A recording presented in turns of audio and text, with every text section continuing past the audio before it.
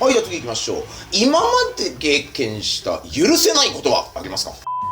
これは言えないですよ。さっき言った嫌なやつに話が紐づくのでまあね、まあね。許せないこと、まあだからそれ嫌なやつは思ってるんですけど、それを抜いたとして許せないことってなんだろうな、僕基本的にはやっぱりディレクターっていう立場の人間って責任を全部負う立場だと思っていて、ダメだなと思ってることに関しても全部自分の責任だと思ってるんですよ。だからさっき言ったやっぱりドラゴンドラグーン1と2やオートマタを比べるとドラゴンドラグーン1の方が拙い敵だと思うんですけど、それは僕現場がついてきてないっていうよりはやっぱり僕の能力が足りなかったっていうところがあって、だから現場をどうこうって全く思わなくて、そこをまあ逆に言うと用意できなかった自分が悪いって思うんですよね。だからそこら辺の能力は許せないといえば自分の出来の悪さを許せないのが一番ですね。出来が悪かったっていうゲームの。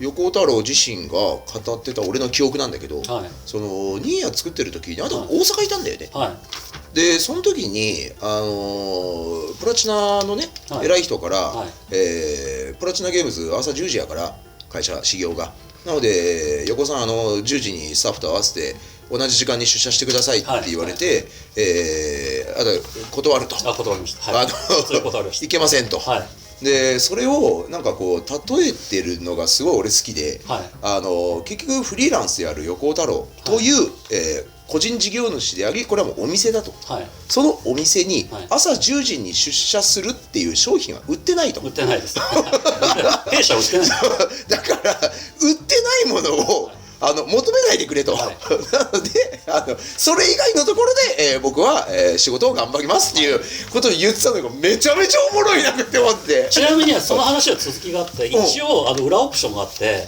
裏オプションどうしても朝早起きを買いたいっていうお方には、特別価格でご提供してるんです特別価格ですよ一般的なお仕事の価格とは別に朝早く来る毎日朝9時10時に来るってオプションを変えるんだ。特別なお値段でお出ししてるんですけど、まあ、大体で言うと年間2000万ぐらいもう午後でええわ年間2000万ほど出していただいて、いやもちろん無理にと申し上げます。弊社はちょっと仕入れの関係でお値段がちょっとお高くなるんですが、それでもよろしければ朝早起きで商品を出させていただきますよと。もう午後から頑張ろう。はい、そしていいもん作ろう。午後から頑張りましょうはい、続いて仕事で落ち込んだことはありますかって。それあるよな。落ち込むってちょっとよくわからないんですけど、失敗したなではディレクターって済まないんで。済まないよね。だから回復しないといけなくて、もちろん落ち込む間もなく対策を打ってるって感じですよね。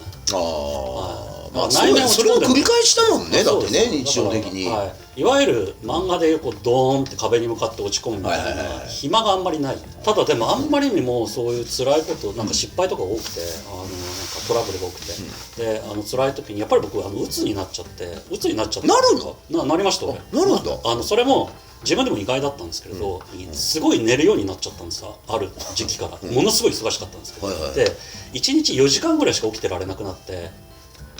20時間ぐらい寝てるやん。20時間ぐらい寝てて、もう寝たら起きないし、もう起きてもすぐ寝ちゃうみたいな。でこれは明らかにおかしいな。おかしいな。病院に行ったら鬱ですって言われて。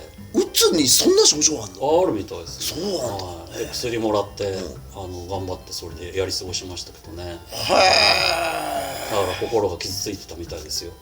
それは自覚はなかったの？なんか大きいことがドーンとあってそれがモヤモヤずっと引きずってっていうのが普通なんかあると。イライラしてるなと思いました。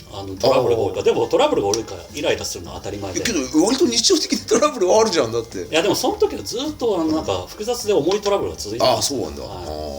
そうですね。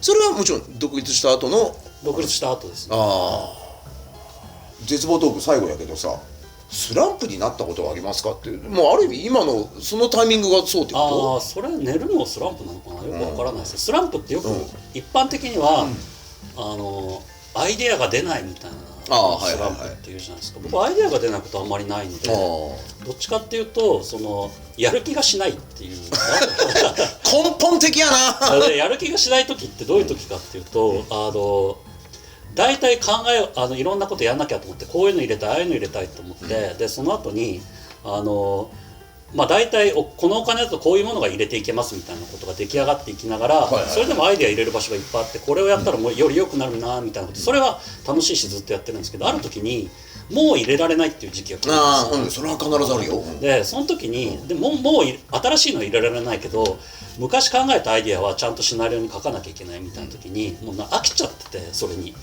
新しいアイデア入らないのになんで俺これシナリオ書かなきゃいけないんだろうっていうので全然手が回らないですね。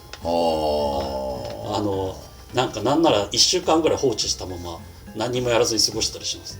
へえ。それは時間で解決する感じなの？いやもうやんなきゃいけない、みんな怒られながら渋々やる。結局やっぱそうなってるのね。スラップといえばそれが一番スラップです。最近どう？なんかそういうのある？ありますね。あるんだ、やっぱ定期的にやっぱ。じゃあもう今もケツ叩かれながらやってる感じ？なんか分かってることはやりたくない、基本的に。今なんかコロナウイルスで申請したらお金もらえるじゃないですか。あれとか全然できない。答えが分かってるから。なるほど。答えが分かってないものがなんかとにかく好きで、だから役所の書類とか全然書けないんですよね。おっと無理俺。けど確定申告やってんのやろ？いやもうそういうなんか税理士の先生もうまるっと任せてる感じ。青色申告で確定申告を安く済ませる方法みたいな本を図書館で借りてきて、3ページぐらいまで読んでバンと閉じてこれを覚える時間で俺は話を書いて先生にお願いする、それで稼いでお願いするって決めましたね。そこはもう絶対その方がいいよ。そうですね。もうその道のプロにお願いして、もう自分ができることはやっぱりやった方がいいよね。精神的になんかそれこそ鬱になりそうになりました。いやそうだね。